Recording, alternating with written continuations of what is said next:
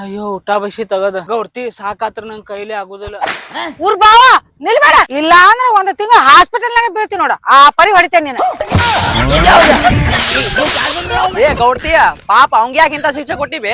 ಬೀರ್ಯ ಮಗನ ಆಪರೇಷನ್ ಮಾಡಕ್ ಸ್ವಲ್ಪ ರೊಕ್ಕ ಕೊಡ್ರಂತೆ ನನ್ ಕಡೆ ರೊಕ್ಕ ಇಸ್ಕೊಂಡ ಈಗ ವಾಪಸ್ ಕೊಡಕ್ ನಾಟಕ ಮಾಡತಾನು. ಹಲೋ ಬೇರೆ ನನಗೂ ವಾಪಸ್ ಕೊಡ್ಬೇಕಂತನ ಐತಿ, ಆದ್ರ ರೊಕ್ಕಾನ ಸೇವಿಂಗ್ಸ್ ಆಗವಲ್ಲು, ಏನ್ ಮಾಡ್ಲಿನ?